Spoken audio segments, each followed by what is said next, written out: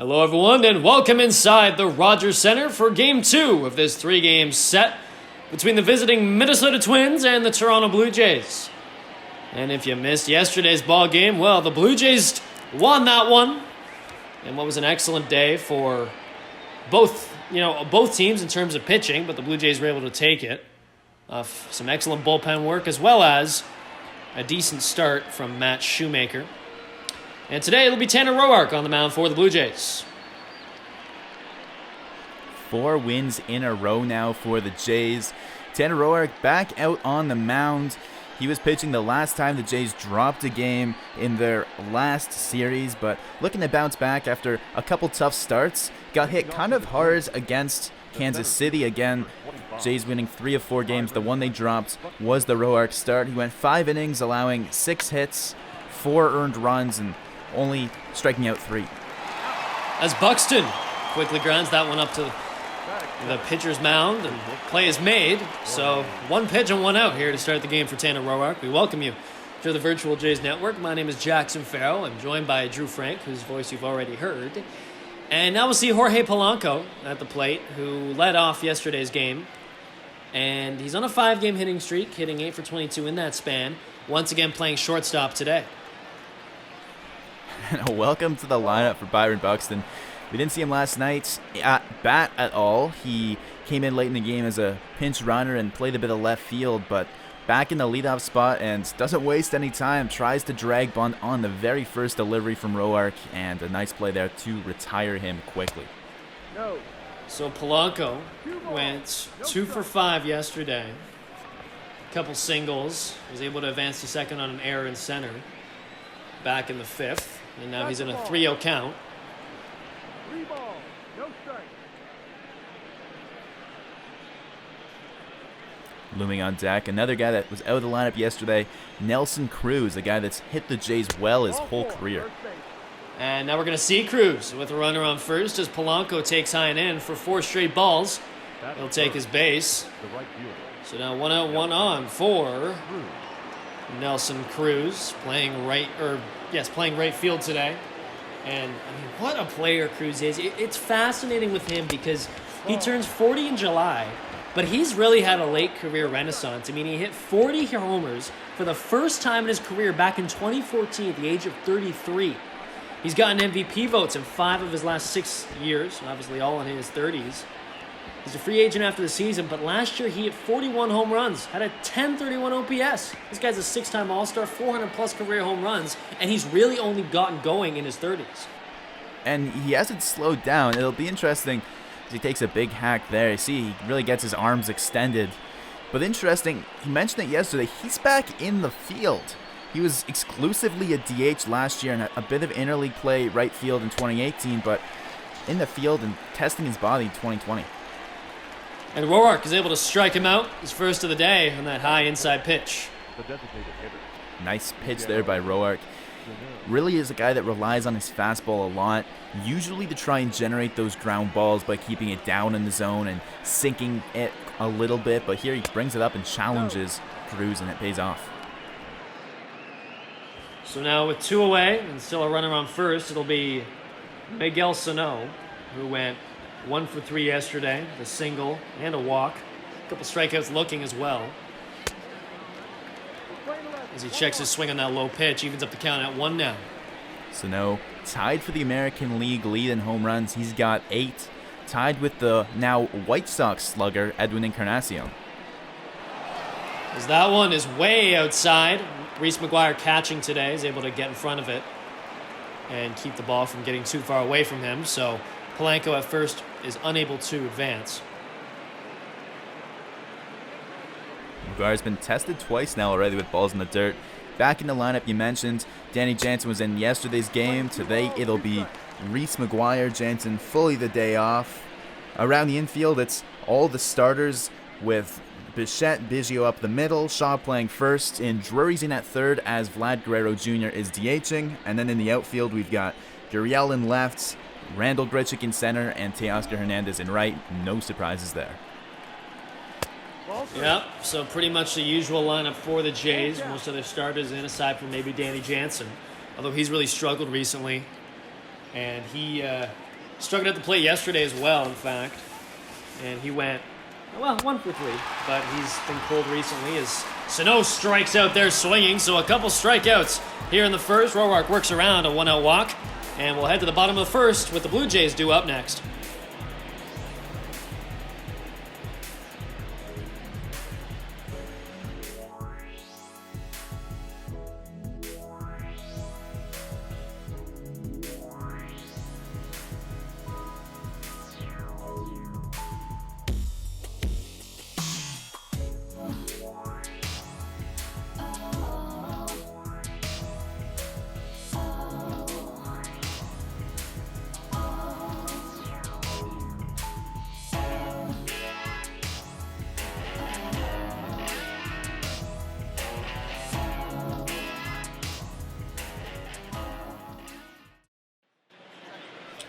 Welcome back to the Virtual Jays Network, and we're going to see Kenta Maeda here, and with a new jersey on. This year he's with the Minnesota Twins.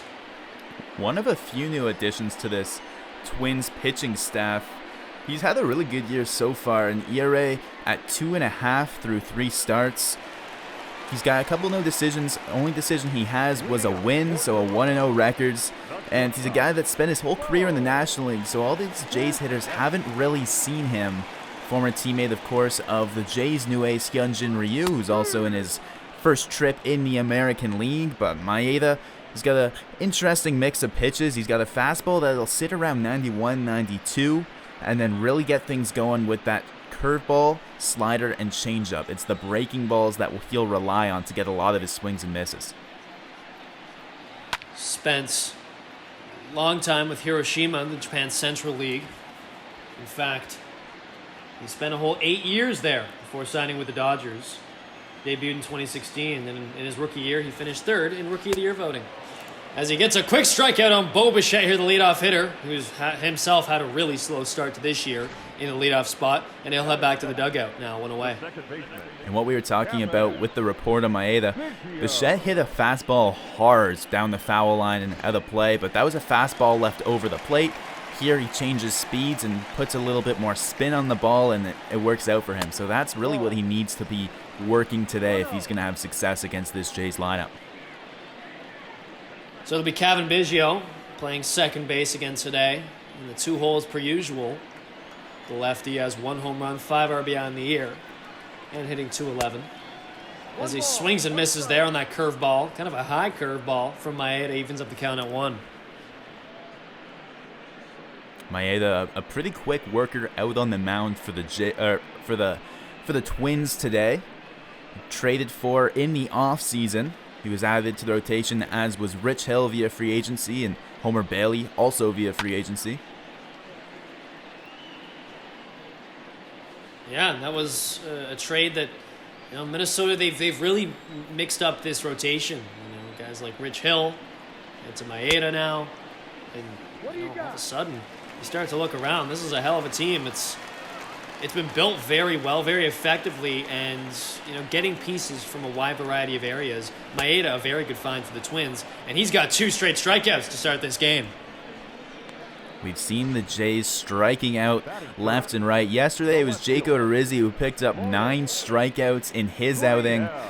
And so far so good for Kenta Maeda, 2 swinging strikeouts on changes of speeds against the Jays' 1-2 hitters. Now we'll see Lourdes Gurriel Jr. in left field and batting 3rd once again today, hitting .200 to start the year.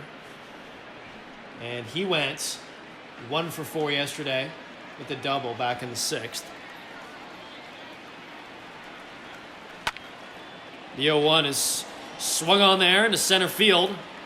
Buxton shifts to his left a little bit and makes the play. So 2 strikeouts and a fly out here in the first inning for the Blue Jays. Maeda working quickly, and we'll head to the second inning now, scoreless in Toronto.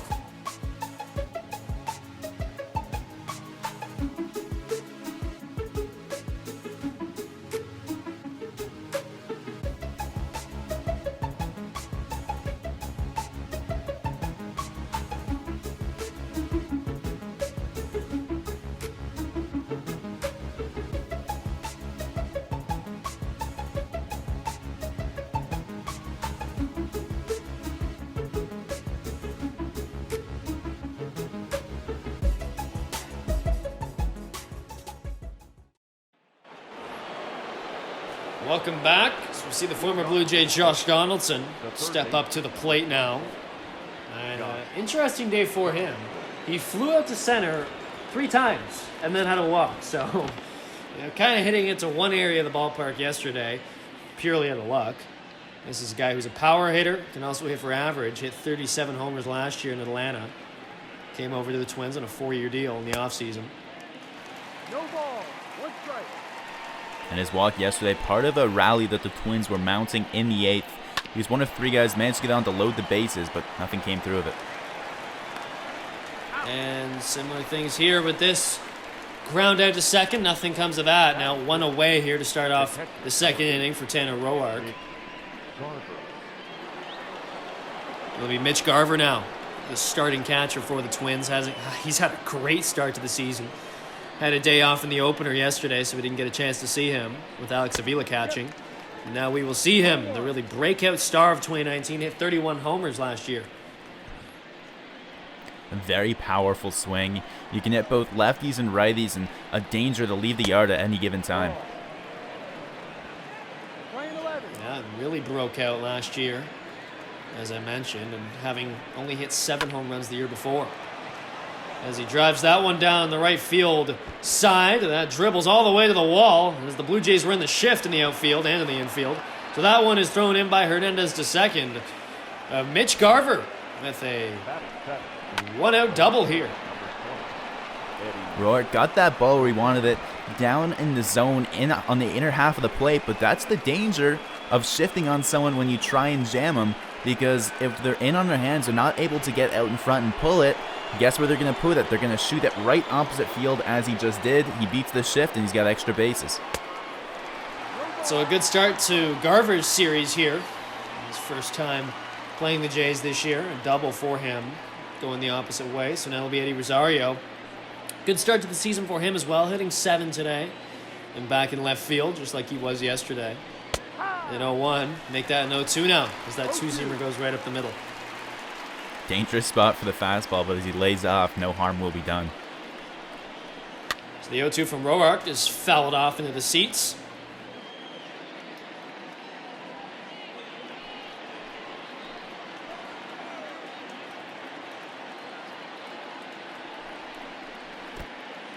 That pitch is taken low and it bounces away from McGuire. So Garver is able to advance to third on the play. It scored a wild pitch on Roark. That ball down, bouncing off of McGuire's leg there. Tough call for a wild pitch. Maybe a little bit more of a pass ball, but either way, one catcher not looking so good there as the other catcher benefits and is now only 90 feet away.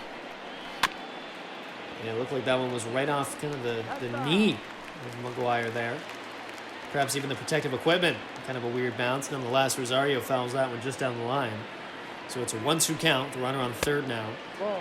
Takes inside, evens up the count at 2. And now they're looking to pitch to a strikeout here. Sac fly or a ground ball is not going to do it to keep the runner from scoring with only 1 away. Rosario 1 for 3 yesterday with a walk. He takes that one inside. He's on the verge of getting another walk today. It's a full count now. Battling all the way back from 1-2. Here's the pitch. That one is driven, and it sails foul past the first base line. That ball he made some great contact on, and it looks like he's seeing Roark pretty well now. Here's the payoff.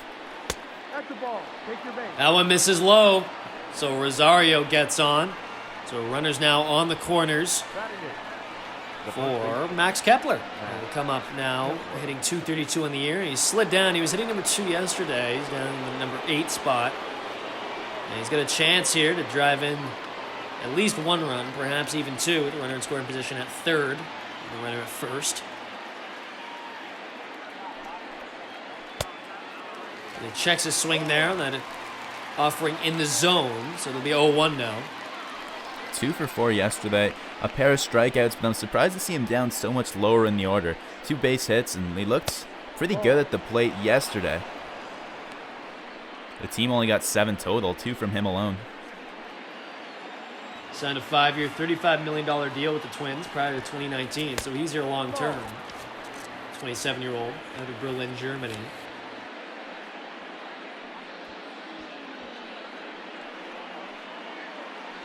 So we see Roark here, up to 32 pitches already, and, you know, he allowed a walk in the first, was able to get out of it, but now in a really sticky situation here. First and third just one away, and now in a 3-1 count to a pretty good lefty, Kepler. And now Roark knows he's got to come to him. Don't want to do back-to-back walks to load the bases. As that one is swung on and driven into left field, Gurriel Jr. runs over, makes the play, and Garver is unable to tag at third as that was much too shallow in the field. So a much-needed shallow pop-up there from Kepler, and now 2 away. And that's shallow to be running on anyone, but especially Lourdes Gurriel Jr., a guy with a very, very strong arm out in left field, and there's no chance the catcher Garver would be able to go anywhere near scoring on that one. So it'll be Marwin Gonzalez now in the number 9 spot. 286 average on the season for him. Spent the majority of his career in Houston. Came over to Minnesota last season.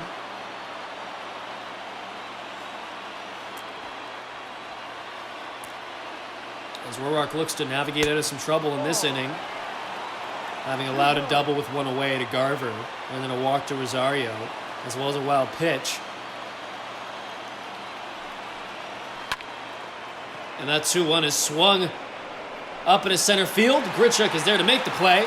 So once again, Roark escapes without any runs allowed here as we head to the bottom of the second. 4, 5, 600 hitters up for the Blue Jays.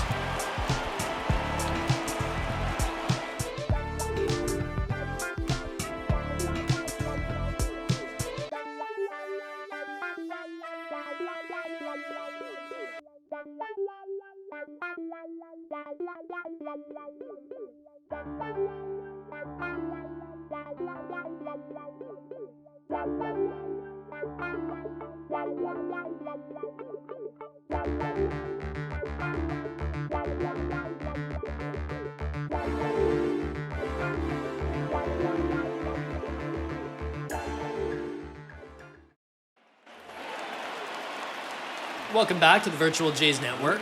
Jackson Farrell alongside Drew Frank here in the broadcast booth at the Rogers Center. It'll be Randall Grichuk, number 4 hitter, playing center field once again for the Blue Jays today. He's got the shift on him again. In his last homestands here at Rogers Center, he beat the shift a handful of times, picking up 2 doubles that were balls not hit overly sharply, but because they were into right field, he's got enough speed that he was able to leg them out. We saw the exact same thing happen with Mitch Garver the past half inning, and I'm sure Grichuk's looking at it.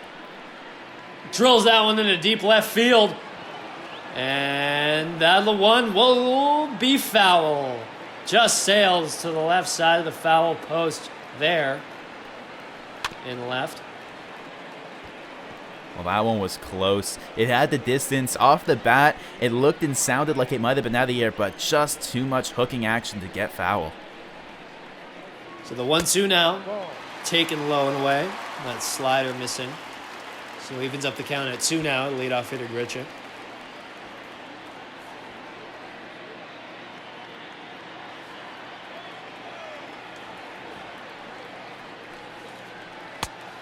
And he takes outside there as well. So now ball number 3 and a full count to Grichuk, who was 1 for 3 yesterday.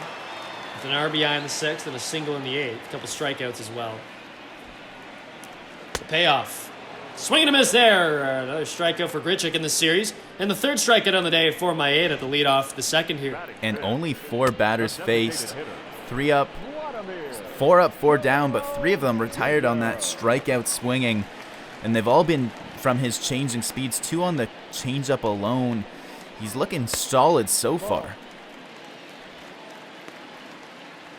So Vlad Guerrero Jr. steps in, hitting .276 on the season, 3 home runs, .759 OPS. And he's a DH today, getting a day off his feet. Something Charlie Montoya really values, especially with his young slugger. And he's moved down in the 5 spot today. He was hitting in the 4 hole primarily to start the year, but the last couple of games has been in the 5 hole. And I don't think that's anything against what Guerrero Jr. has done, and rather something that Randall Grichuk has shown that he deserved to be moved up, and so far the top 3 guys haven't been moved at all. So Gurriel and Bichette have both struggled, as well as Biggio from time to time, but Montoya stayed true with those three, so the only real option for moving Grichuk up was to bump Vlad down that one spot.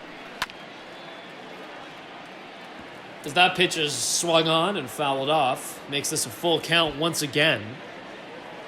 So we saw the full count to Grichuk. Now we'll see a full count to Guerrero Jr. The Jays at least working Maeda here. As that one is drilled into shallow center. He mostly got underneath that. It's a high pop-up. And Buxton is there to make the routine play.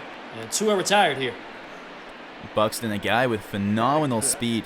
He had all sorts of time to hang out and wait for that one to come down because he has probably the best range out of anyone in center field in the entire MLB. It's him and Kiermaier that are 1A and 1B because both the raw speed and fielding skills such as his read and ability to get a jump on a ball are both just absolutely superb. So now it's Travis Shaw, who had a great day at the plate yesterday, 2 for 3 along with a home run to right field. And that one was interesting because he really got underneath that ball and just kind of kept sailing and going and going and going and making its way out of this park. You see that a lot with these lefties in the American League East, and I think Shaw an example of that. But hey, a home run's a home run, and he did a great job of using that power yesterday. The 1-2 swung on and missed there. Another strikeout, 4 on the day quickly here for Kenta Maeda, just through 2 innings. 6 up, 6 down, as we'll head to the 3rd inning on the virtual Jays Network.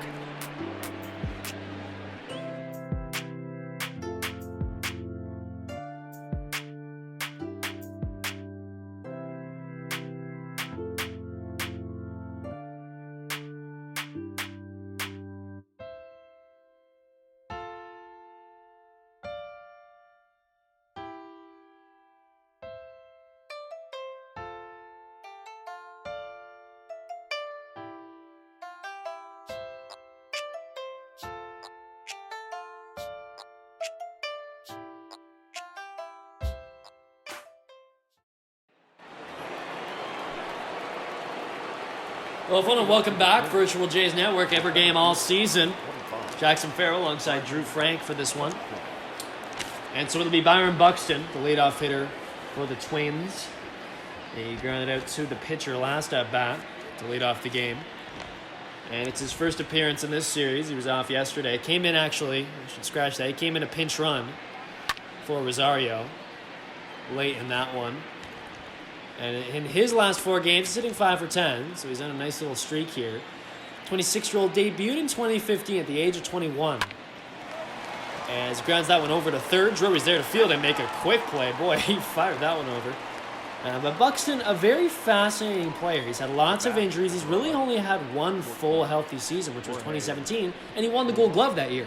So fascinating, as I just said. 2nd overall pick back in 2012, so a high prospect all the way up, noticeable all the way up. He's fast, he's rangy, very good defensively, but just 10 home runs and a .262 average for him at the plate last year in 87 games played. And the reason he was such a big prospect is because he's got the speed, but he also has raw power that you don't see very often together. One of the fastest men in baseball, 3rd in the league in overall sprint speed, and he was number 1 just a year or 2 ago. But yeah, the power is what a lot of people are upset about. He hasn't translated that. No more than 16 home runs in a year for him so far. And perhaps this could be the year, maybe, that he can put it all together and have that healthy season. He's really only have 1 of them. As Polanco grounds out to second this year, throwing him out there. So the top 2 hitters in this order quickly retired. So 2 out for Nelson Cruz, who struck out in his last at-bat. And you know what? Final thoughts on Buxton. Even if he doesn't put it together with the power, he's got the speed and he's got the glove that you'll find a spot in your lineup for him. He's someone you can pencil into center field as long as he's healthy. He's going to play great defensively. They've got a big park, a valuable asset for the team nonetheless. As Cruz lines out to Kevin Biggio, playing heavily in the shift. Good defense from him in this inning, and he gets up and makes a great play on that line out. It remains scoreless in Toronto. We head to the bottom of the 3rd, the virtual Jays Network.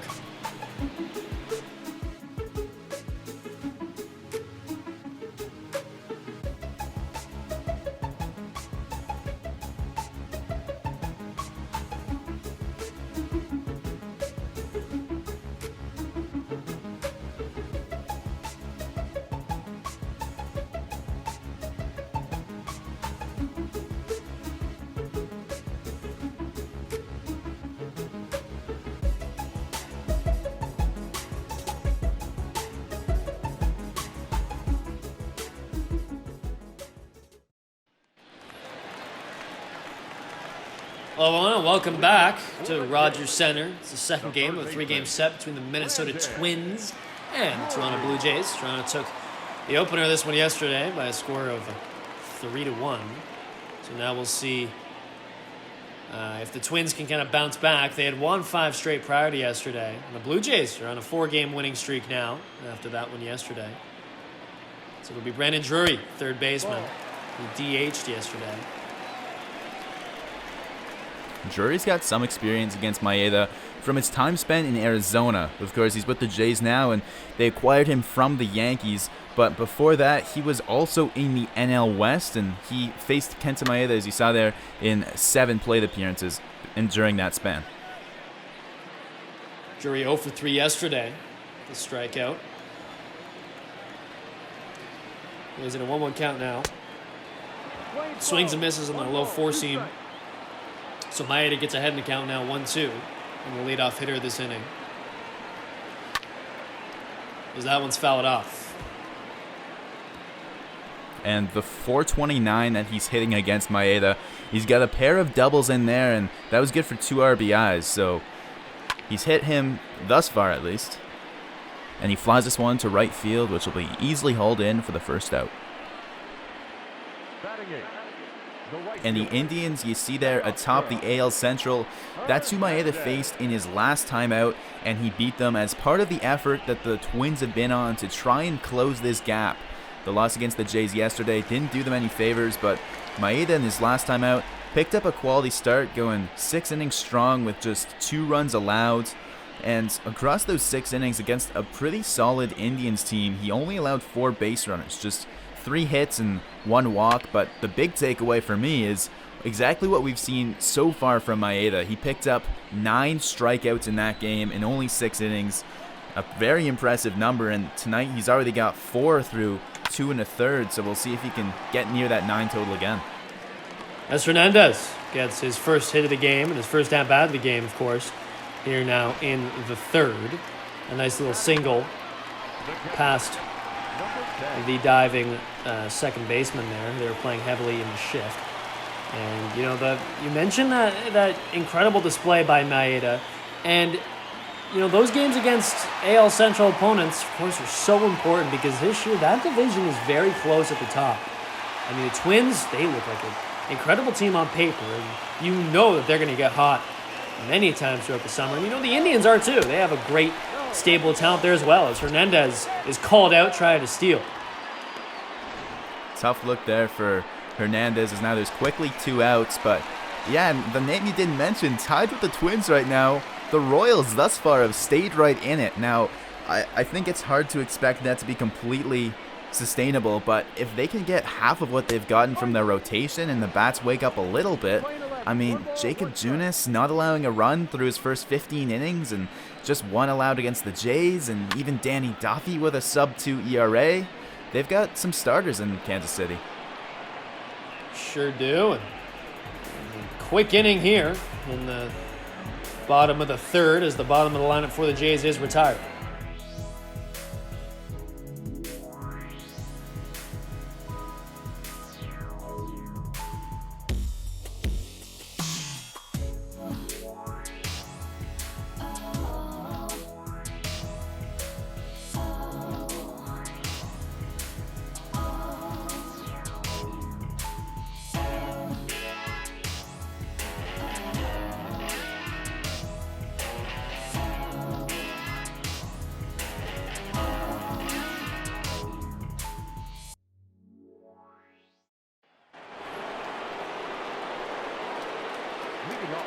Welcome back. We see Miguel Sano step in for one of the day with a strikeout, designated hitter.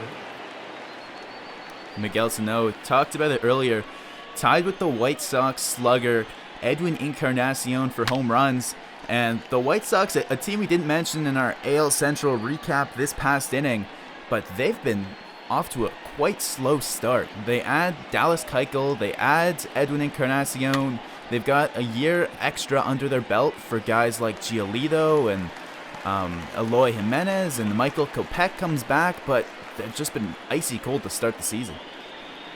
Yeah, and that's a really tough look for a team that If they had gotten hot to start the year, a young team like that maybe starts to build on some of that momentum, especially early on. But slow start for them, and it's only that's a tough hill to climb, especially in this division with some big teams like Minnesota and Cleveland, who are going to be in contention. And you talk about the Royals last inning as well, who, I'll be honest with you, I think a lot of people are probably skeptical about the Royals' start and probably understand that they're not going to have a very good record and most likely will finish below 500. As that one is hit over to the first baseman rather, Shaw, and he knocks it down but is unable to finish off the play. So now Sano is able to reach and extend his hitting streak to 10 games. Difficult play for Shaw there because of the shift. He was the only guy on that side of the infield and the only infielder with any chance at that ball. He manages to get a piece of it and keep it in front of him, and then he knows Miguel Sano's running, so very alertly stays with it, and despite the fact that he took his time to even get a throw over the first base, it was a bang-bang play because he knew he had some time. It's not like Buxton was running, and a great effort to at least make it close. And close that was, but Sano was able to reach. So now a leadoff infield base hit brings up Josh Donaldson, who grounded out to second. You talk about Josh Donaldson. I think it's a time of reflection in Toronto whenever, a former star player comes to town. But with JD, the MVP in 2015, all the home runs, 40-plus bombs, hit 297 that year, and then obviously gets traded in 2018 to Cleveland for Julian Merriweather, but probably not the return that Blue Jays fans would have liked. The way it ended here in Toronto, what kind of regrets do you think this front office may have about that, if any? A lot of fans are looking at the fact, and he hits this one hard to the corner. That one's into left center. Gurriel Jr. is able to track it down and make the play. Sano stays at first. Looked like that ball might have had a shot to find the gap because we've seen him do that a whole bunch here in this building. But I think the thing with Jays fans is because the ownership showed they were willing to cut ties with Donaldson mostly because of his age and injury concerns, and then he's come right back and put up a great year in Atlanta and looked pretty good all around after, again, skepticism of his age showing that he's got stuff left in the tank here. Yeah, and he, after 2018, he signs a one-year deal in Atlanta early on in that offseason, and he says, you know what, I'll bet on myself. I'll show you. And you know what? He did. He had 37 bombs last year on a playoff team, and that lineup was awesome down there in Atlanta. He showed he could. The leagues don't matter for him. That one is driven to the left center field. Gurriel Jr. not able to track that one down this time as Mitch Garver goes deep. His 5th shot of the season, and a 2-run home run gives the Twins the lead. Great day so far for Mitch Garver. All rested up after getting the night off last night. A double in his first at-bat and a loud 2-run home run here. Yeah, it's funny. Mitch Garver, we're talking about him, how he's got such a great swing and a breakout year last year. He is just continuing that right now. 2 for 2 in this game with a double and a home run. And that's what makes this Minnesota team so good, because he's down in the 6th hole behind established hitters like Donaldson and Cruz and the AL home run leader in Sano and guys like Buxton and Polanco who have both received MVP votes in their career. And now we get down to the 7th hole and Rosario reaches, a guy himself who got an MVP vote last year. And that one is going to be scored, which is not going to be called an error. It's going to be scored a base hit, interestingly here. Bichette in the shift, unable to make that play. So now, runner on first, 1 away. After the 2-run shot allowed by Roark here, starting to run in some trouble now, as we've seen a lot of hard contact off him. Sano reaches on a single. Donaldson flies out, but that was a close one, as Gurriel Jr. really had to track that one down in the gap. Garver, a 2-run shot. Now Rosario reaches. It doesn't get any easier. He's got a lefty now at the plate, Max Kepler, but we're seeing second time through the order a lot of issues for the newly acquired Roark. Sure has been, and just pitches that are missing, and not missing away and down in safe spots, but missing out over the plate. That the pitch to Garver that left the yards caught a lot of the plate, and Garver didn't miss it. The guy that's reigning Silver Slugger for catchers. He won it in the American League last year. A guy that you can't make that pitch to and not expect to get off scot-free. So Kepler pops that one up over near third. Drury there to make the play. So 2 away now in this inning. Still runner on first in the form of Eddie Rosario. Kepler is retired, so it'll be Marvin Gonzalez who flew it to center. And he's hitting 9th in this order.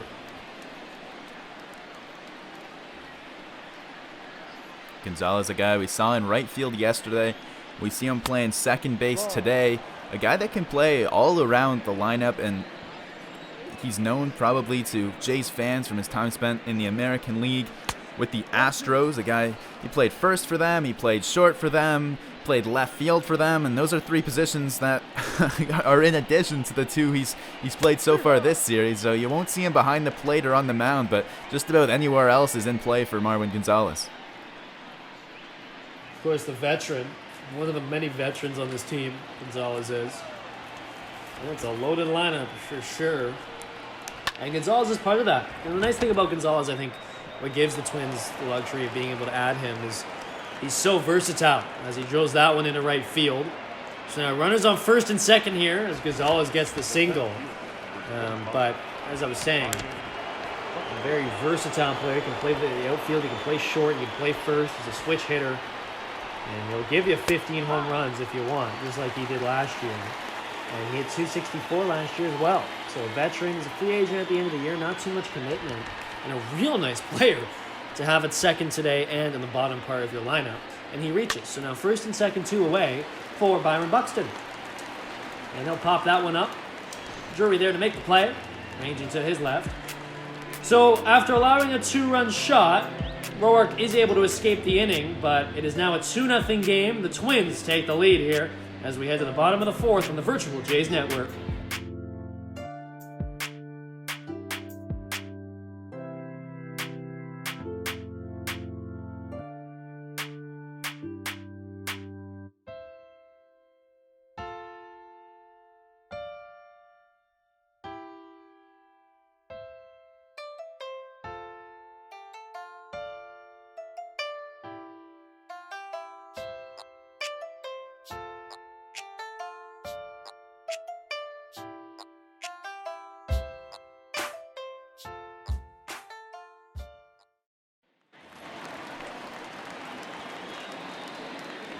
Hello everyone, and welcome back to the Rogers Center here in Toronto, Ontario, Canada.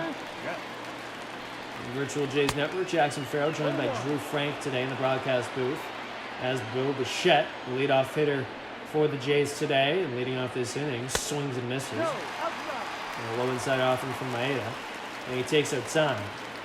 So Maeda's looked excellent here, 39 pitches as he enters his 4th inning of work. And he's got 4 strikeouts on the day. And just dealing here, looking really calm, collected, working quickly, all those lovely intangibles. And real feels like a veteran, even though he's only been in the big leagues for a few years now. And even the fact that Bichette's up here is telling of how good Maeda's been. The leadoff hitter getting his 2nd at-bat in the 4th inning. Maeda's faced the minimum, and that's a stark contrast to Roark, who Buxton's already got 3 at-bats under his belt. And a strikeout looking there. Maeda picks the corner of the strike zone for his 5th K of the day. And now 2 Ks in the day for Bichette, the leadoff hitter. A great spot for the fastball. We said that Maeda really needs to use his breaking balls and his off-speed changeup that's got all sorts of breaks, so hitters are looking for that. And when they see a pitch that starts low, they expect it to drop below the knees, because with 2 strikes, he looks to use those pitches for out pitches. So when he changes things up and throws a fastball that starts low and stays low but catches just enough of the knees to get called for a strike, it's a very difficult pitch for a hitter to do anything with. And he falls behind now 2-0 to Kevin Biggio, second baseman. And Biggio takes high for ball number 3. And, the dome is closed today, but I think Blue Jays fans hope it opens soon. It is mid-April now, so it's still a little chilly here in Toronto and really all throughout the Northeast. as Biggio takes a one-out walk there.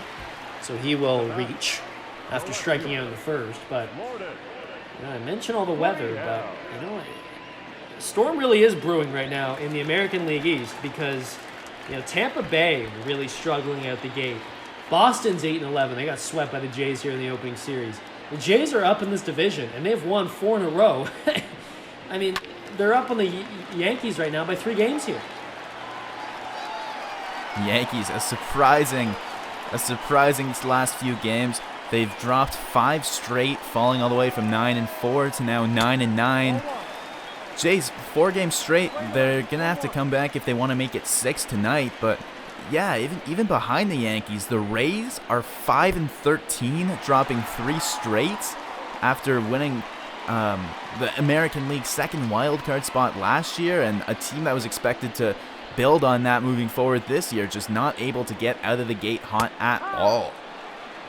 And Baltimore, the basement dweller, that's no surprise. As we know, they're in a heavy rebuild. Really a scorched earth rebuild over there in Maryland. But yeah, listen, it's mid-April. It's still very early. And the Jays could go ahead and lose 5 straight here. The Yankees could win 5 straight. And all of a sudden, it's a completely different division. As that one's over to third, back to second for 1, and a first for 2. The double play finishes off this inning. Wow. Josh Johnson starts it off. He's done that a couple times in this ballpark, that's for sure. What an incredible play, ranging to his right. Head to the 5th in Toronto.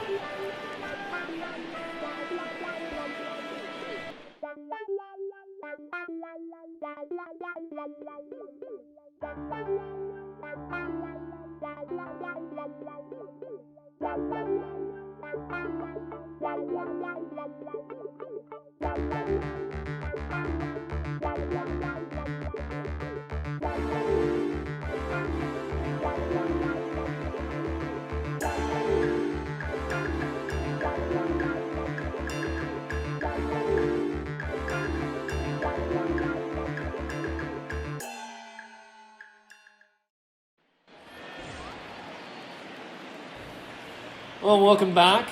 Jorge Polanco steps in. So we will see Polanco, Cruz, and Sano. Some heavy power in this heavy Twins lineup, frankly, as it's a strike there to Polanco from Tanner Roark. But we're going to see Shinya Yamaguchi and Wilmer Font warming. Now, Drew, we saw Yamaguchi yesterday, pitched a couple innings. So could we see him again today, or do you think Montoyo possibly goes with Font here as Roark's pitch count is getting higher and higher, especially if he begins to struggle in this inning?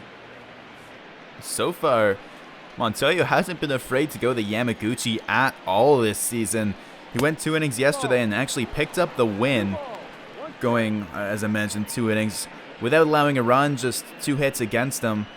I wouldn't rule it out just because, as I said, Montoyo's really liked going to Yamaguchi, and he hasn't been burned too bad yet, but Font is fully rested. We haven't seen him in a few days now, and he could go to either, but you probably got to think he's going to go to one of them, as Roark doesn't seem to have too much left here, maybe an inning or 2 at most. And the Blue Jays' bullpen's been very effective. In fact, their whole pitching staff has. They're first in team ERA and runs allowed, so they have the lowest of both in the major leagues. 2.22 ERA and just 40 runs allowed. As that one is driven into right field, and let me just put my foot in my mouth as Jorge Polanco drills a home run to right. And it's a 3-0 ball game now. The Blue Jays pitching staff, specifically Roark, not looking quite as good as I was just mentioning in this one. 3-0 Twins lead. Well, there's a run allowed with a bang attached to it. Second home run of the day surrendered by Roark. And you can see Polanco puts a sweet swing on that one. Gets just enough of it to get it over the wall, and he can trot around the bases to start this inning with a round tripper. And what a beautiful swing Polanco has. And no wonder he's been in the major leagues for so long. And he shows it off there with a leadoff home run in the 5th. So now it's a 3-0 game. And we were just talking about this Blue Jays pitching staff looking very good so far. But I think that one anomaly would be Tanner Roark, as that one is driven into right past the first baseman Shaw, and it looks like Cruz is going to try for 2, and he gets it, sliding into second. So he grinds out a double, his second on the year, Cruz here. So now with nobody out, And already a home run allowed, now a double allowed, and we'll see a pitching change. That'll do it for Roark. Comes out to start the 5th inning, unable to get either of the 2 batters he faced out, surrenders 2 extra base hits, and now with Sano coming up, who's already singled and scored a run today, they'll be going to the pen, and we'll see the right-handed reliever. We've mentioned his name a bunch of times already, Shun Yamaguchi, coming out. That 2-0 records picked up the 2nd win of his MLB career yesterday, and already in his 10th appearance, as we're only in the 18th game of the season. Yeah, and he's got 3.60 ERA, and coming over from Yomiuri in the Nippon Baseball League. He played in the Japanese Central League as well as the Japanese Eastern League. And, he was a starter back in Japan, had 181 innings pitched back in 2019, and 2.78 ERA, went 16-4. And in relief, it's hard to say, but as a long reliever, he's looked good. He's been able to provide some reliable innings, but essentially, in a lot of ways, it's been a lot of mop-up duty as well. And this might sound weird, but he's almost like a pseudo 6th starter out of that bullpen. Because coming into today, Tanner Roark through 3 starts had 15 innings pitched, and Shun Yamaguchi in no starts also had 15 innings pitched. He's working just about the same amount as a starter so far because of how often he's being used in that pen. Very interesting to see how Montoya works that bullpen. As that one's grounded to short, Bichette fields and throws to Shaw for the 2nd out. Pardon me, the 1st out of the inning as Sano grounds out. And that right there is one of the major reasons that Yamaguchi's been able to pitch multiple innings and stay in games, is because he's got that splitter forkball hybrid that you see there. Different scouts will classify it differently, but what it does is it has late break to generate a lot of ground balls. So even though he's not going to get that swing and miss, and he's not going to rack up the strikeouts that we've seen from a guy like Maeda, if he can keep it on the ground, he'll have success. So now it'll be Josh Donaldson, who's 0 for 5 in the series with a walk. And he's got a runner in scoring position here in the form of Nelson Cruz. Already a run scored in this inning for the Twins, but Donaldson would love nothing more than to tack on another run or 2 in this ballpark, a familiar one to him. The 1-0 swung on, fouled over there past the first base line.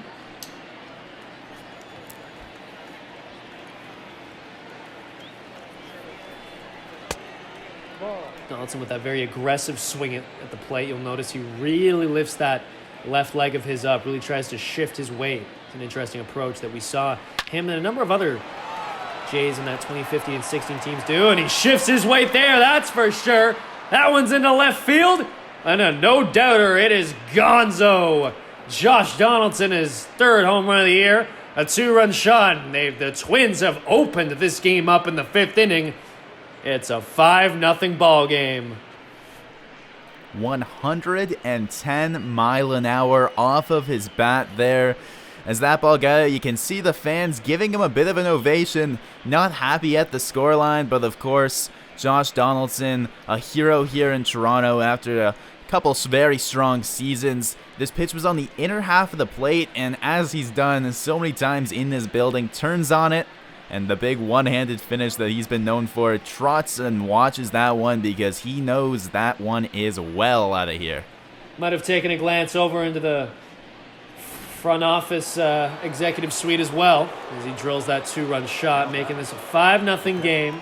So Wilmer Font and Thomas Pannone now warming the Blue Jays bullpen. Yamaguchi running into some trouble here after allowing that one.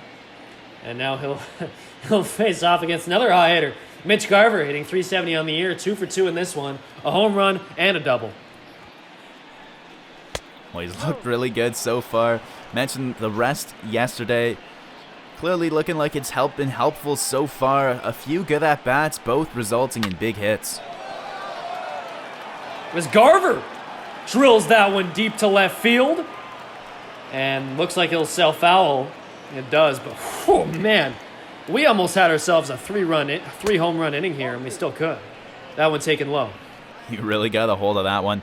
That was another one on the inner half of the plate that he turns on. Very similar to Josh Donaldson, just a little out in front of it. Made solid contact, but pulled it just a little too far foul.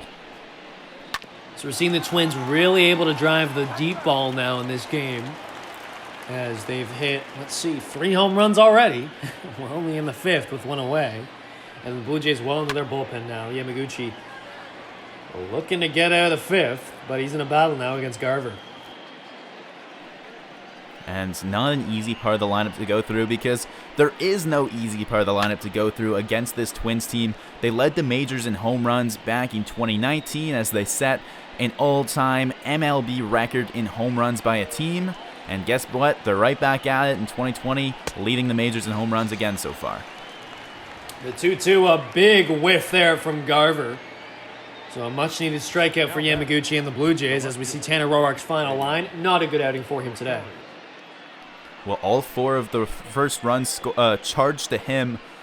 3 that he gave up. The 4th was left on base and brought home by that Donaldson home run. So not a great day for him as he continues to string together a couple difficult outings. He's a guy that's been around the league enough. He's actually been around both leagues enough in the AL and the NL to know kind of what is needed from him, and he certainly knows that he needs to be better than what he's shown so far. And someone else who would know that he needs to be better is Charlie Montoya. Does Tanner Roark, with some off days perhaps, and maybe some different structuring in the rotation, could we see Roark begin to maybe slide down this rotation? Or you think that Montoya is really going to try to ride him out? I think until at least injury strikes, we won't see much of a shakeup, because Nate Pearson is looming in AAA. They've said they want to give him at least a handful of weeks to see what he can do with a little bit more of a workload, as last year he didn't work more than a handful of innings each start. So maybe if we see someone go down, and that would cause a seismic shift in the rotation, but as it stands, there's no one really forcing their way in. Barucki's going to be out for the long term, and there's no one that would push him from the rotation, and really there aren't too many off days coming up to facilitate that kind of shuffling. So now it'll be a full count to Eddie Rosario, who's 1 for 1 on the day, had an infield base hit back in the 4th and a walk in the 2nd. As he drills that full count, 2-out pitch into center. Grichuk ranging back, and he'll make the play as he reaches the warning track. So a couple home runs in this inning for the Twins. They really opened things up. It's a 5-0 game. We head to the bottom of the 5th. The Jays looking to rally in Toronto.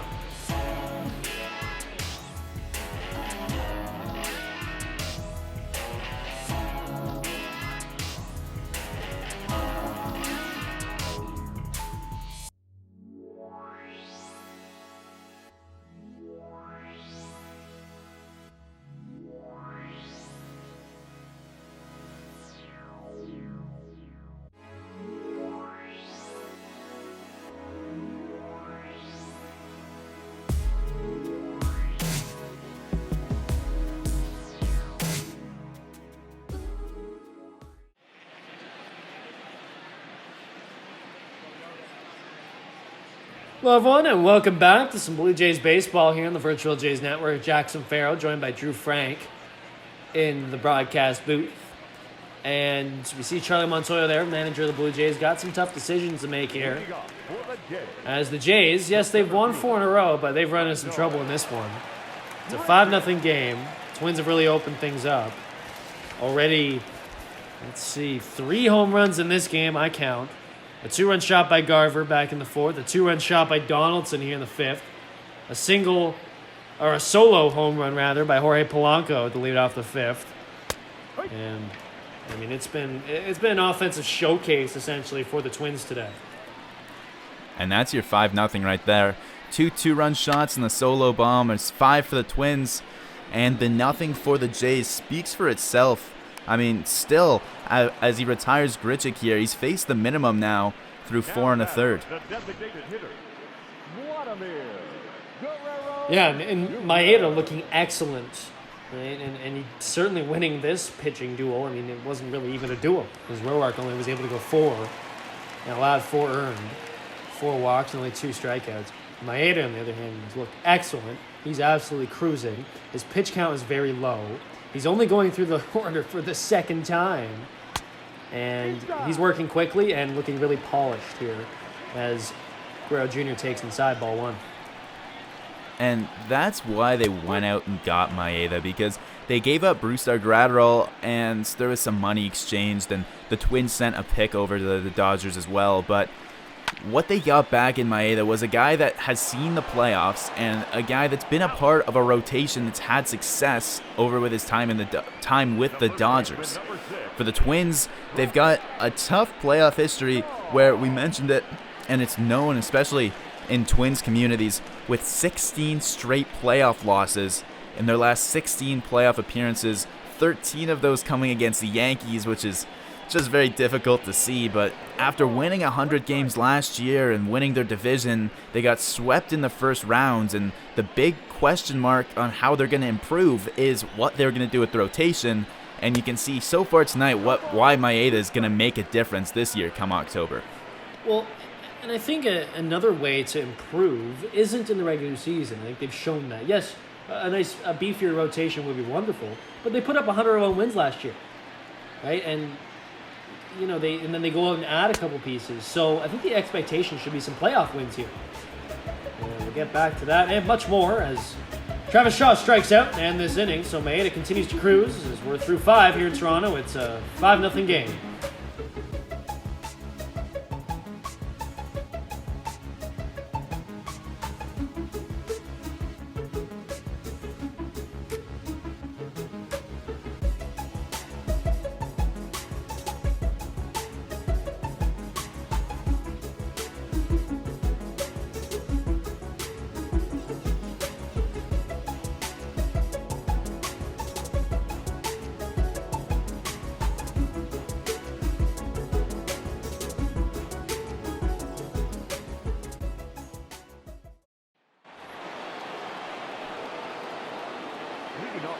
Well, welcome back to the Rogers Center.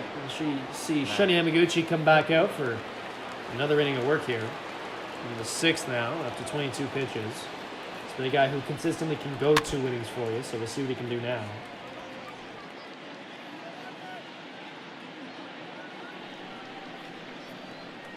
Yamaguchi inheriting a 3-run deficit when he came in, and that was largely in part due to a mediocre performance from Tanner Roark today. He only got through 4 innings, and his problem was that he is a guy that needs to live in the zone, as this one's popped into foul territory. But Roark throughout his whole career has been a guy that needs ground balls and needs to generate that contact where he can stay around the edges of the zones and locate his stuff where he's not going to blow it by you, but if he generates those ground balls and that softer contact, he'll be okay. But this is a Twins lineup that can punish mistakes. We've seen 3 home runs already, and when you're pitching around the edge of the zones, you have to be spot on to not hang anything, and he didn't quite have his A game tonight, and that's why the Jays are behind by so much. Yeah, and that was the major issue today. A bit of a lack of command, and also just these Twins can hit, man. I mean, their first in on-base percentage so far this season in a .377. They're 3rd in home runs at 31, and now, I mean, they've tacked on another 3 today, so that's 34 home runs. They'll keep moving up those rankings as we see Marwin Gonzalez. And the 34 now indeed puts them atop the American League, right back to where they were last year as they finished 1st in 2019 as well. So 1-2 to Marwin Gonzalez, who is 1-4-2 in this game. Turns that one over. And that one is dove on by Drury there. He blocks it, but he can't finish the play off. A really good defensive effort, though, from Drury. In the shift, it appeared on the switch hitter Gonzalez, who was hitting from the left side. He's able to dive over, stop it, but just not quite able to throw him out. He manages to, keep it on the infield and make a pretty close play by throwing it over the first, recovering not quite in time, and it'll be a leadoff runner aboard, but a great effort by Drury, and that's something we've seen from the Jays, especially on the infield. Lots of great effort shown, even when there's been a couple drop balls or little minor mistakes. They've definitely been showing lots of hustle out there. Speaking of hustle, Byron Buxton at the plate. 0 for 3 on the day. Lane 12, 1 ball, 2 strikes. Swing and a miss there. A big cut on that fastball just outside of the plate. So a 1-2 count now. Ball. That one taken high and inside. Another fastball reaching 95. Evens up the count at 2 to the center fielder.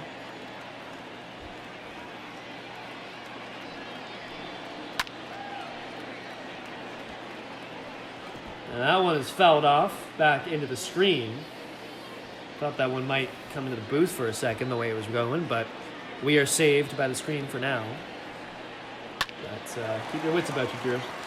2-2. That one is grounded over to short. Bichette, chance to turn 2. Goes to second for 1 and first for 2. No, actually, looks like Buxton was able to beat that one out. That was such a close call. Got a little ahead of myself there. Would you look at that? Buxton's speed saves this inning from ending for the Twins. One of the reasons that he is so valuable here, really burning it up the line, because that ball was hit pretty hard to Bichette. It's not like he had to move too far, and it's not like it was a slow dribbler. Just about a perfect double play ball right next to the base. But again, the speed saves him. In 2019, he ran 30.3 feet per second. Goodness me, he is quick, and he shows it off there. I mean, I thought that was going to be an automatic double play. The way Bichette was, as you mentioned, Drew, the ball was hit so quick at him. He turned it very fast as well. But some good base running from Buxton keeps this inning going for Jorge Polanco, who last time up in the 5th hit a home run and started what became a 3-run inning for the Twins. They really opened things up. Well, and just to provide context, what does that 30 feet per second really mean? He's clocked at 3.99 seconds from when he makes contact and leaves the box to when he gets to first base. So that's 4 seconds for the ball to get to Bichette, for him to flip it to Biggio, for Biggio to receive it and throw it over the first. Not a lot of time at all for that. As that one's hitting to right field, looks like it'll get down. It will. Hernandez fields it off the wall and throws. Buxton's going to round third and try for home. And the throw won't even be attempted by Biggio. Why bother? Buxton was already halfway to the plate. So an RBI double for Jorge Polanco here. He scored earlier when he drove himself in on a home run that he hit to right field. He adds a double and a second RBI today to an already impressive line so far. And man, the blazing speed of Buxton on display there. And that's something that this Jays team just doesn't have. Fisher off the bench is pretty quick, but Buxton scores from first without a throw, and just impressive. There's a reason that he does that, and there's a reason the Jays are 30th in the MLB in stolen bases, just something this team doesn't have. Just 3 stolen bases on the year for Toronto. But yes, I mean, I think what that play does is just to show how important Buxton, that play was to break up that double play. You know, to reach the base and force Yamaguchi to have to face Polanco. You may think, well, with 2 out and a runner on first, he can handle this, right? Well, no, because all it takes is a double down the line for a guy like Buxton to be able to score. So all of a sudden, it's a 6-0 game. Some good run generating from Minnesota. And there's so many different ways they can generate offense, right? I mean, they have speed at the top of their lineup, but they have so much power in the middle. I mean, Cruz, Sano, Donaldson, Garver. But they also have some guys who can really hit some contact as well. That one's driven into left field. Gurriel ranging back. He'll jump and he'll go off the top of the wall into the Blue Jays bullpen. Speaking of power, Nelson Cruz, his 6th home run of the year. A 2-run shot off Yamaguchi. And it's getting ugly in Toronto, folks. Things starting to get out of the hands. Fans heading for the exits. You can see the stairways getting busy here in Rogers Center, as it's now 8-0 on another home run. Cruz came in to score from second off of Donaldson's home run just last inning in the 5th. He adds his own now to drive in Polanco from second, and it just continues and continues for the Twins. And that'll chase Yamaguchi from this one, so it'll be Wilmer Fun making just his 2nd appearance of the season. In his first game, he's able to pitch 3 innings, didn't allow any runs, so he still has that nice 0 earned run average and 3 strikeouts. Yeah, we've only seen him in that appearance where he looked really strong and almost makes you wonder why we haven't seen him more often. When he's been given the ball, he's used it well and looked good, and a guy that even in last year, if you expand the sample size, both out of the pen and as an opener, really impressive in the Jays uniform. That one driven foul by Sano. In his last 4 games, he has 6 RBI and 2 out here. And Blue Jays have allowed 3 runs in this inning now. So 3 runs in the 5th. And let's see, 3 runs in the 6th. Losing track here, Drew. I was told there'd be no math in this job. It's an 8-0 game. As Font comes in, gets a strikeout on Sano, but not before the damage has already been done. Nelson Cruz, his 6th home run of the year, showing off that power even late in his career. And this thing is a huge Twins lead here in Toronto.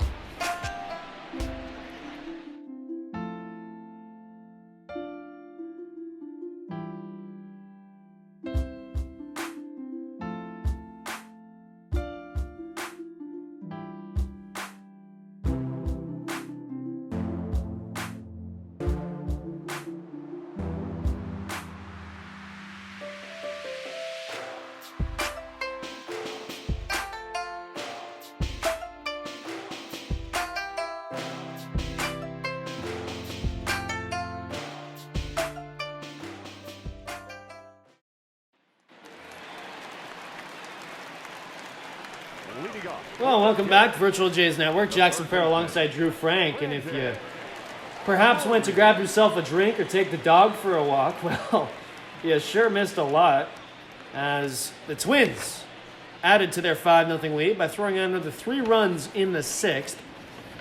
An RBI double by Polanco with 2 away, actually, was able to generate a run. Buxton scored all the way from first. And that inning was almost ended on a double play, but Buxton was able to beat it out with his legs. And then the very next batter up, with Polanco at second, Nelson Cruz drills a 2-run shot. You see the importance of beating a double play and never giving up on the play. It's an 8-0 ball game here as Brandon Drury steps in. Well, exactly, and it just kept things going for them, and not only keeping the inning alive, but keeping speed on the bases, sparking another run almost out of nothing. You mentioned the Polanco double drives him in, but otherwise, if there was a catcher on first base or someone without too much speed, that might not even have been a double, because with speed in front of Jorge Polanco, it wasn't drilled into a gap per se, and it might have only been a long single. Instead, with Buxton, it's an RBI, and that's when things kind of really took the turn. So now it'll be Hernandez in against Maeda, who is absolutely dealing here. Just Hernandez's second plate appearance. Think about that. Nelson Cruz has 4 plate appearances already. So does Sano. So do the top 4 hitters for the Twins. And yet Hernandez, he's only seen the plate once. And if it weren't for Hernandez's single into center field back in the 3rd inning, we might be talking a whole different thing here as Maeda's on the mound, because that's the only runner to reach base, and he was quickly retired as he tried to steal second. So, in a sense, it's been a perfect 16 up, 16 down for Maeda so far. And that one is hit deep in the left field. Hernandez took him for a ride, but wasn't able to get it out of the park. So, 2 out now quickly here as Reese McGuire, the catcher, who flew out to center in the 3rd, steps in. And you can see just on the other side of that wall where the catch was made, Thomas Pannone warming up for the Blue Jays. He's been a guy that's also looked really good in his outings so far and been used in more high leverage situations. So with Font being fully rested and not used in a while, I'd be surprised if we go to Pannone or really anyone else now that this game's getting out of hand. As that one is sprayed over the left field, Rosario there to make the play. So 3 up, 3 down quickly here. The 79 hitters retired in order for the Blue Jays. As we head down to the 7th, it's 8-0 Twins.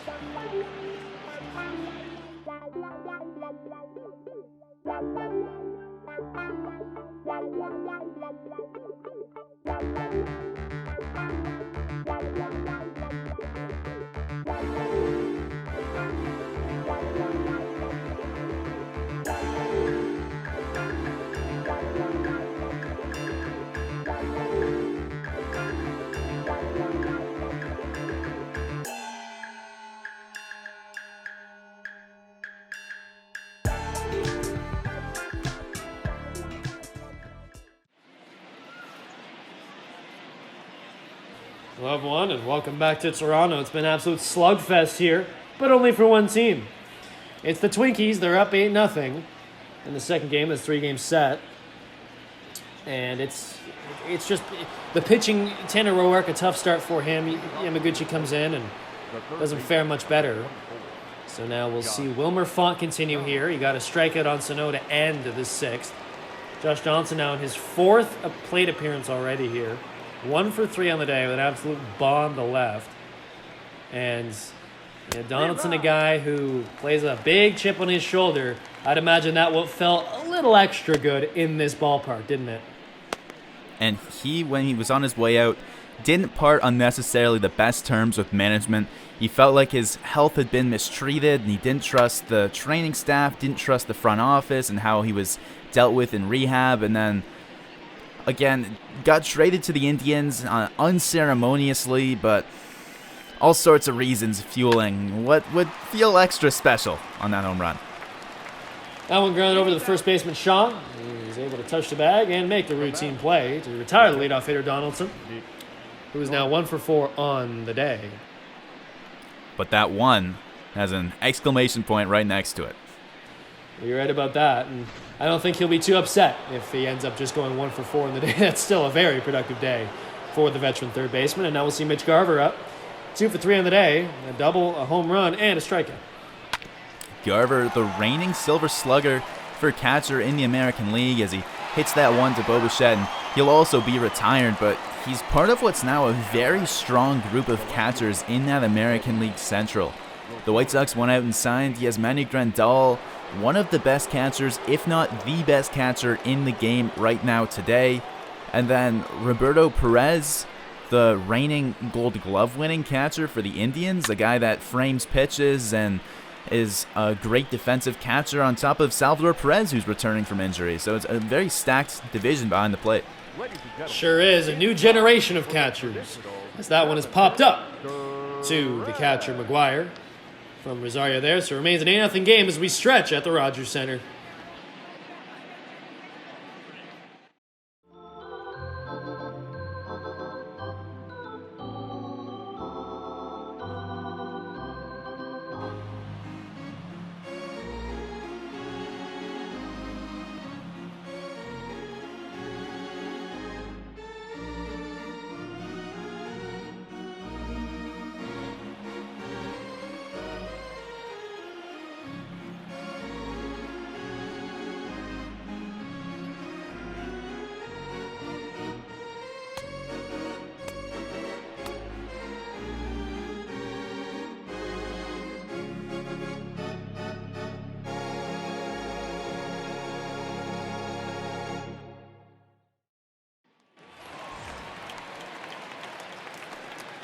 So here's Bo Bichette now in the bottom of the 7th inning, as we'll see Kenta Maeda work into his 7th inning, and he's this will be his 70th pitch here. He's looked magnificent, allowing just, 1 hit and 1 walk. I mean, he's been fantastic. No real surprise, Maeda, coming over here to the Twins and expected to provide some very reliable starts, and he has once again today. He's looked phenomenal, and there's really not much more to say than that because he's been flawless, really. There's the single, and then he immediately erased him as Teoscar Hernandez was caught stealing, and there hasn't been another base runner, and you can't overstate how good he's been today. A 2.51 ERA to start this year, and last year, a 4.04 ERA. And he was traded to Minnesota in February, as we've discussed briefly, in a package for the prospect Gratterall, who went to the Dodgers. So perhaps we'll see him in a few years. One of those trades you got to wait on. 2-2 to Bichette. Swung on, grounded right back to Maeda on the mound, and he fires over a missile to first to retire the leadoff hitter Bichette, who is now 0 for 3 on the day, and that average is only going to fall, Drew.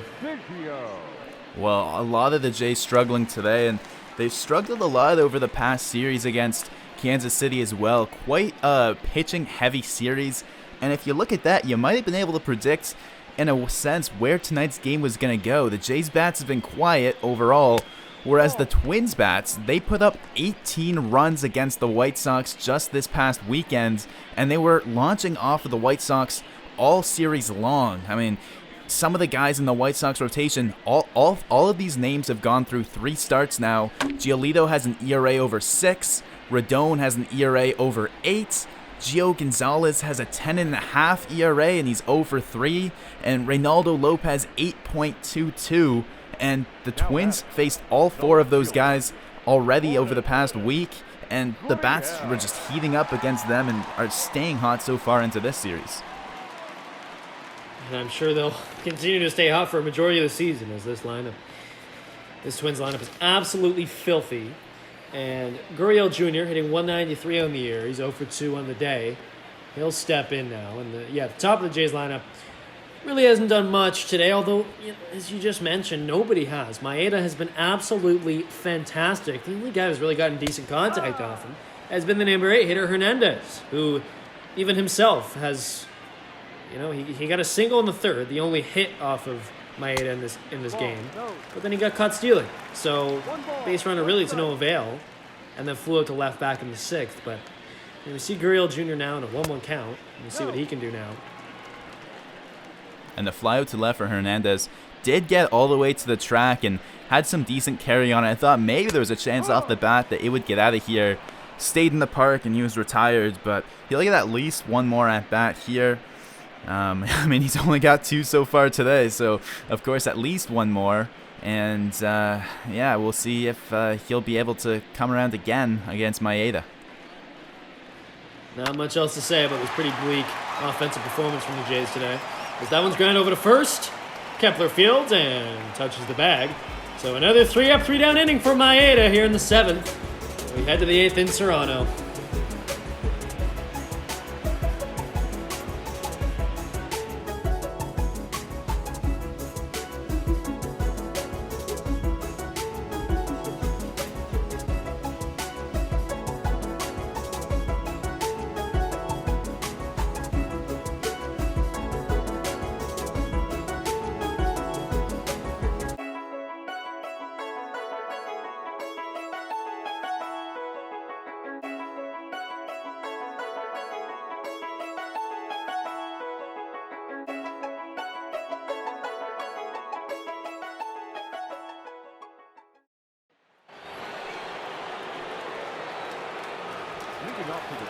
And we'll start things off in the 8th inning here, back in Toronto on the Virtual Jays Network. Jackson Farough joined alongside Drew Frank in the booth. So will be Wilmer Font stepping in. And listen, he's only thrown 9 pitches, and he's gotten 4 batters out here. 4 up, 4 down for him. So he's actually looked in control here. And going to need that because it's been a pretty rough pitching display for the Jays today. And we haven't seen too much of Wilmer Font yet this season. So this is actually a pretty good opportunity for him, albeit pretty much just an innings eater situation. But nonetheless, a good opportunity for Font to at least show what he's got against a pretty good lineup here. And it was a similar situation in the only other time we saw him. It was way back in the first homestand where it was the exact same assignment. Came in to relieve a game that Trent Thornton started. He was actually also following Yamaguchi in that one. It was way back on the 5th game of the season. Against Cincinnati, the Jays went down 4-1 and weren't able to come back, and pitching in relief in a losing effort. 3 innings, no runs, just 2 hits. Tonight he's looking pretty good so far as well. And as we see the starting pitcher comparison there, it's very clear Kenta Maeda has absolutely dominated this matchup. He's looked excellent today, as we've talked about 26 times. So it'll be Marwin Gonzalez, number 9 hitter, 2 for 3 on the day, at the plate with 1 away. And that's just it. There's really nothing more to say about the pitching matchup. Kenta Maeda having a game of his life, and Roark not having the best game, to say the least. So that's all you can really chalk it up to. That's baseball, and he'll be back in another 5 days. You'll notice on the bottom ticker there, the Yankees are down 6-1 to the Texas Rangers. So they're looking like they may move to 9-10 on the season. And goodness me, is the sky falling yet in New York, Drew? I think at least for them, they can take at least some solace in the fact that they've got their guys coming back soon. Judge will be back soon. Paxton will be back, I believe, next week they're looking at. Stanton not in the lineup yet either, so there's hope in the fact that they're not falling far behind too much, because the Rays, who most were predicting would be their major opponents for that AL East division title, have been even worse. So I'd say they'll take the start, all things considered, but the fact that their big stars are coming back soon should give them lots of hope. Yeah, you're right about that. So much expectations for the Yankees this year. And of course, they went a whole decade without winning a World Series, and you just can't do that if you're the evil empire, especially with the way they spend and the kind of pressure in that market. But, in terms of, as we see some fans starting to leave the seats here at Rogers Center, no real surprise there. It's been pretty much a gong show today as Buxton and 1-1 count. But back to the AL East. For me, one of the bigger surprises is the Rays. Just sitting here, I just really felt like the Rays would do some damage. And it's still early on. They still could. They could rattle off 7 in a row, and all of a sudden it's a completely different story. In fact, we're going to see the Rays coming up here soon in the schedule. But if they don't get it back on the rails, the Rays are a team that would be a real disappointment as well. And you're exactly right. We'll see them. We've got one more game here tomorrow night. Then we'll head out to Tampa Bay and see the Rays for 3. As Buxton hits that one off the left field wall and cruises into second for a 2-out double here. And he was on second base before Gurriel even touched that ball. But we've talked about his speed, but that's almost comical at that point. Yeah, just messing with the Jays now. And so it'll be Jorge Polanco up. And, his last time up, he was able to hit a double to get an RBI and actually drove in Buxton, in fact, who was at first, scored all the way from first to home. And prior to that, he hit a home run in the 5th as he fouls that one off. So we talked about the Jays traveling down to Florida. After that, they continue their road trip. It'll be Boston during the week next week, followed by Baltimore on the weekend, before they come back home to play Boston again, and then they fly to New York to face them in the Bronx. So the pattern there, Tampa, Boston, Baltimore, Boston, New York, all sorts of AL East matchups, and the Jays will really get their first series of tests. And we'll really see this division play out over the course of the next couple weeks as well. And that one is flown into right, so we'll head to the bottom of the 8th. Remains 8-0 here on the Rogers Center.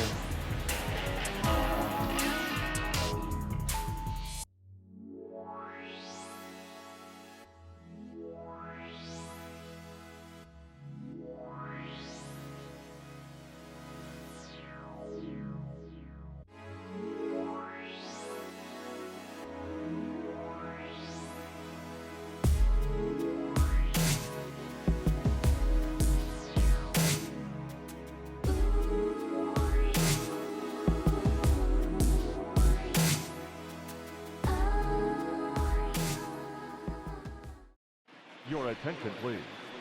Now pitching for Minnesota. I want to welcome back to the Rogers Center. So we'll see Tyler Duffy get into his 7th appearance of the season. And his ERA pretty inflated. He's been in some offensive dynamos. And so we'll see what he's got now. Pretty much just eating innings here in the 8th. It'll be against Randall Grichuk, 0 for 2 in the day. And it makes sense if you're the Twins. Maeda's look really good. You want to let him finish that, but no need to push his arm too much, as this game is well out of reach. Yeah, and why not manage that arm, right? He's below 100 pitches. He looked excellent. There's literally no point to keep him in this game. The game is all but over. Although you should keep watching on the Virtual J Network for sure. But this game is, for the most part, sealed up. So we'll see if Tyler Duffy and the rest of the Twins bullpen can finish things off. And he'll start against Grichuk, who is now in a 2-0 count here. Exactly right. You don't want to go anywhere. You got the heart of the Jays lineup coming up here. And starting with Grichuk, an interesting guy at the plate, because last year he finished with an on-base at 280, which is the lowest out of any qualified hitter.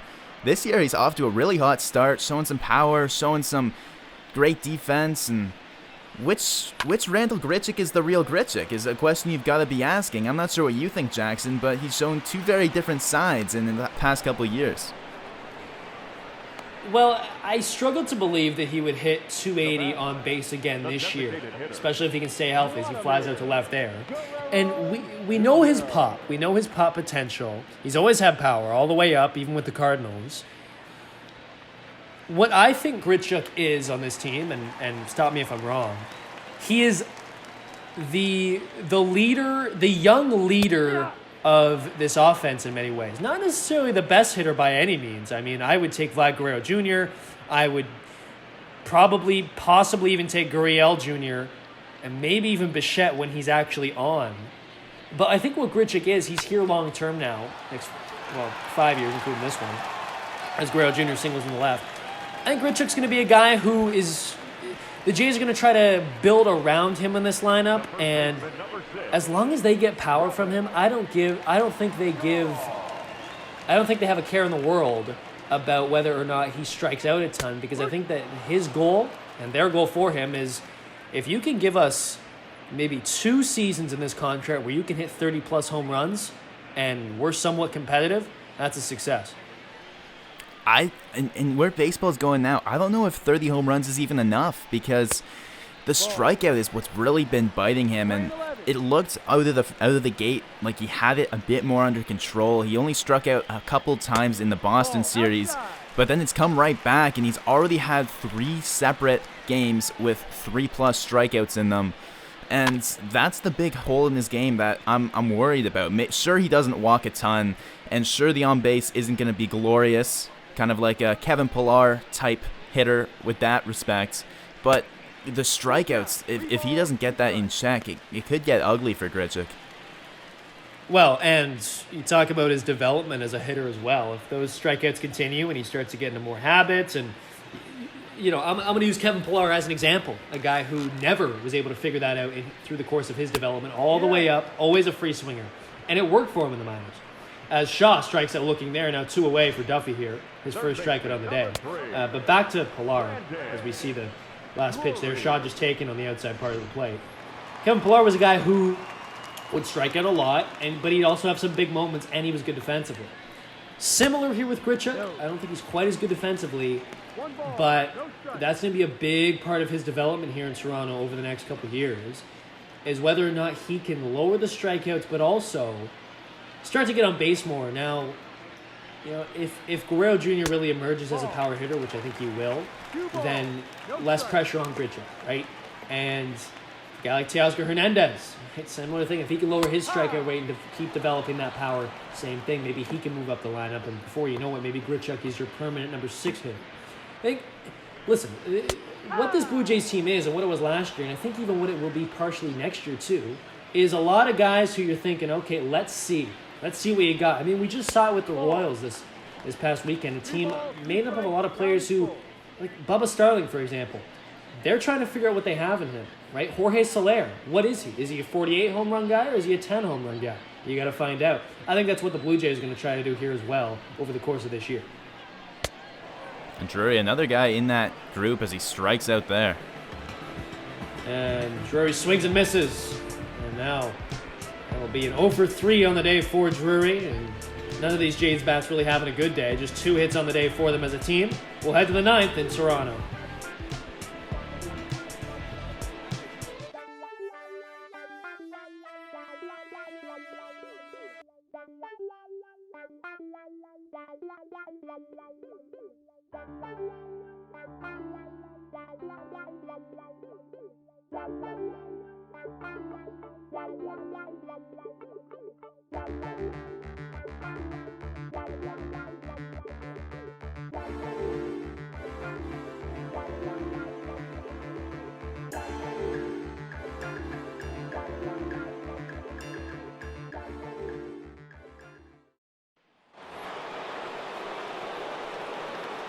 And it's the 9th inning here in Toronto. Fans continue to head to the exits here at the Rogers Center, but we're still broadcasting. It's Nelson Cruz, 2 for 4 on the day. They'll go up against Wilmer Font, who has now had 2 innings clean, and he'll start off this inning clean as well with a leadoff ground out from Cruz. Quick work, gets the ground out on the first pitch there, and another good outing by Wilmer Font, and of course, a lot of people subscribe to the idea of pitching to the score, where you just need a mop-up guy to come in and throw strikes, and beyond that, you can't extract too much from what you're seeing. But I think you've really got to look at his work now.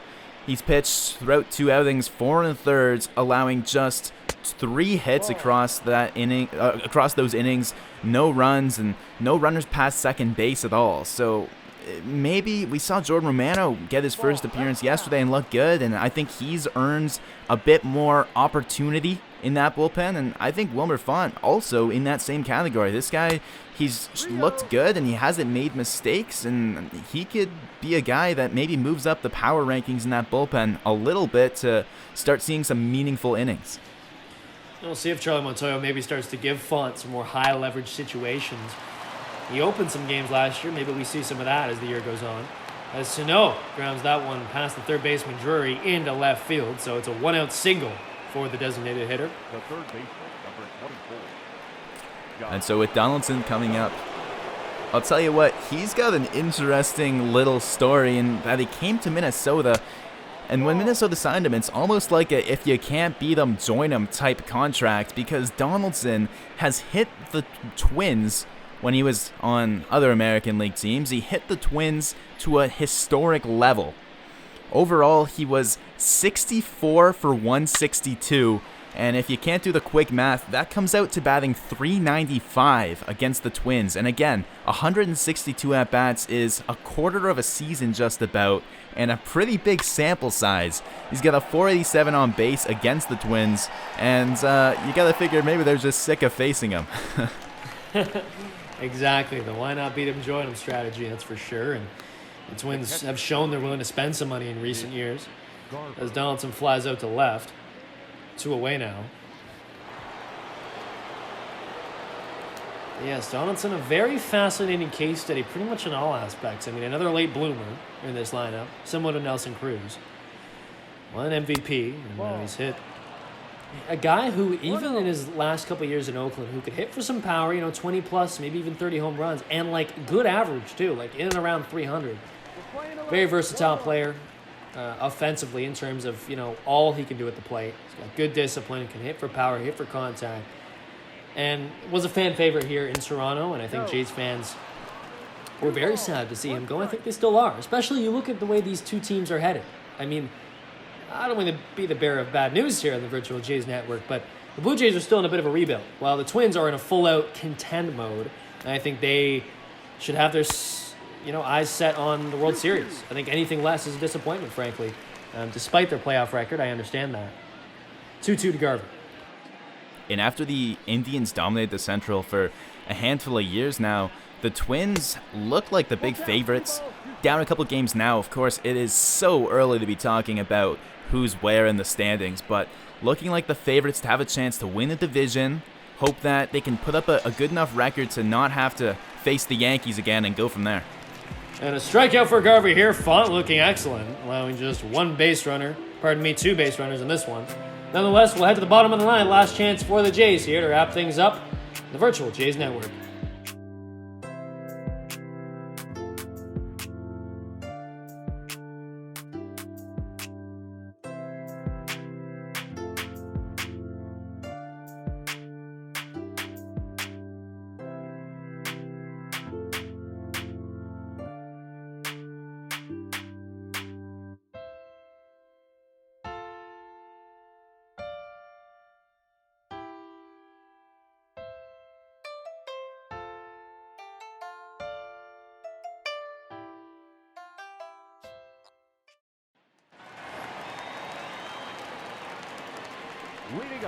Hello, everyone, and welcome to the Rogers Center for the final half inning, most likely of this one. Teoscar Hernandez leading things off, hitting 192 in the year. He had a single in the third. He's played right field today, just his third at-bat of the game, because the pitching for the Twins has been so effective in this one. And Duffy will look to cap things off. Just the second pitcher in the game today for the Twins. And the Jays' first minor victory on the offensive side. Last inning, the first inning that they didn't go 3 up, 3 down. So instead of 7-8-9 here, they'll be 8-9-1 as They've shown at least one batter offsetting the minimum here as Teoscar Hernandez lifts this one to the outfield. And Cruz in right, gets underneath and makes the play. Leadoff hitter is retired. Number 10. So Hernandez finishes 1 for 3 in the day.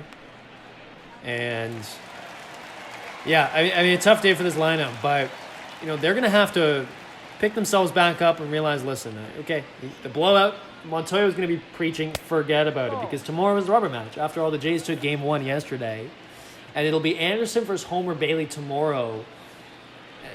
For the Jays, what do you think the key is to try to put this one behind them and potentially win the rubber match tomorrow?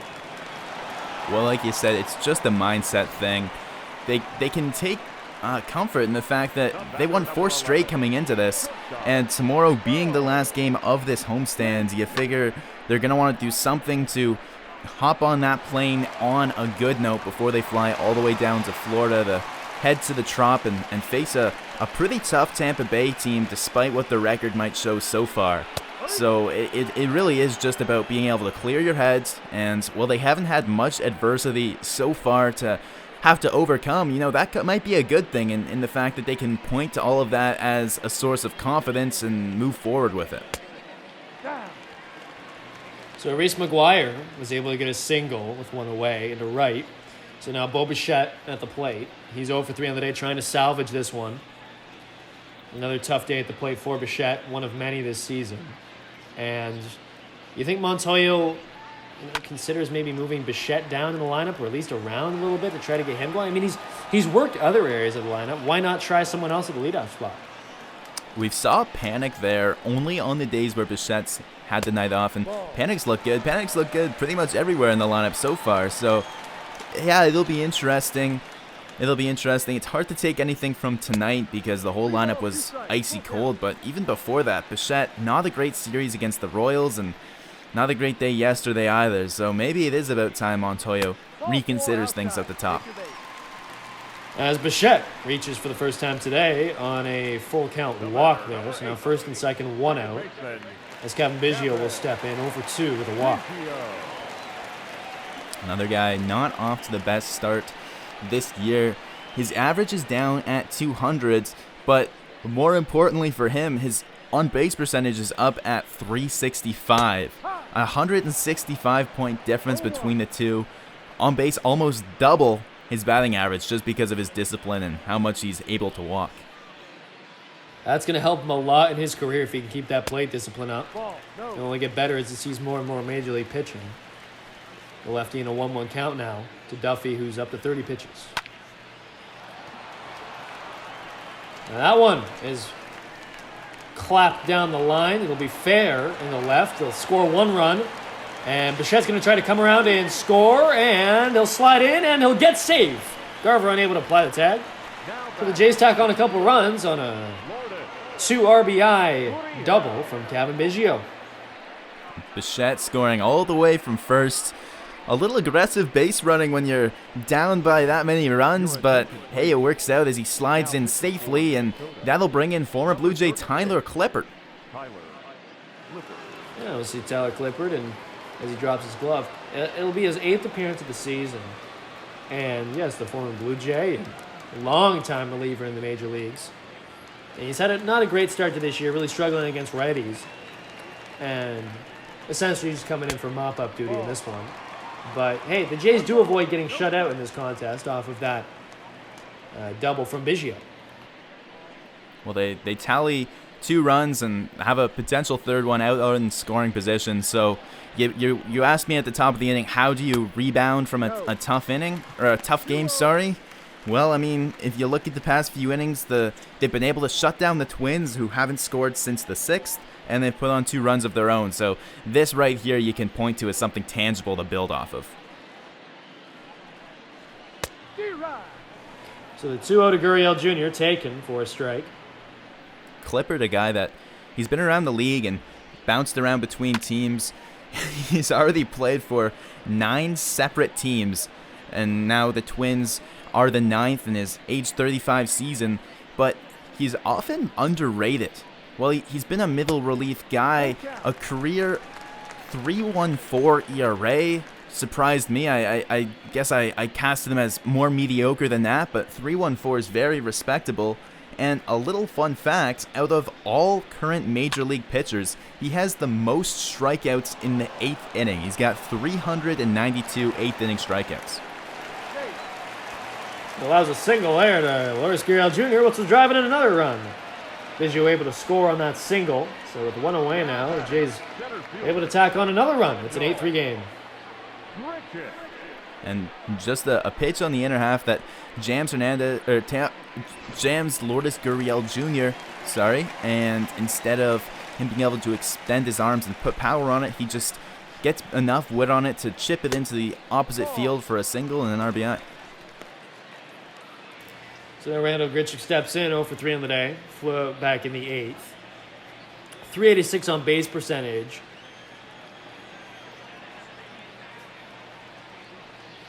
And then a 1-0 count now to Clippard, who is looking to really finish things off here, although he's ran into some trouble. And the Jays' top end of the orders in the 9th here has looked alive a little bit, showing signs of life at least.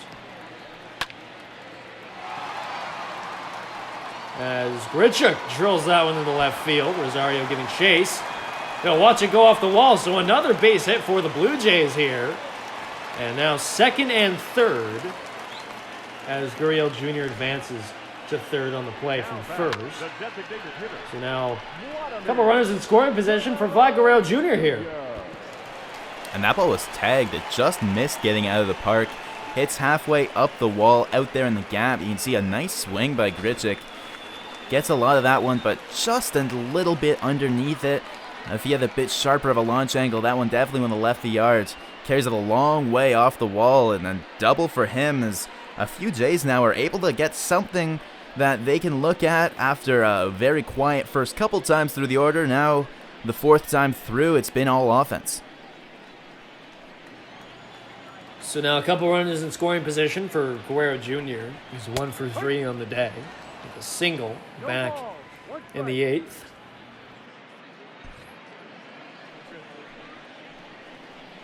He singled off of Maeda. He singled off of Duffy. Maeda kept him 0 for 2, but once Maeda was pulled from the game, he was the first rep batter to reach base off of the new reliever.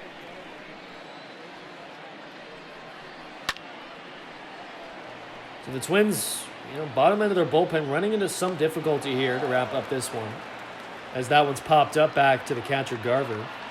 So now 2 away, 2 on for Travis Shaw, who is looking to avoid the golden sombrero that Avila wore yesterday with 4 strikeouts.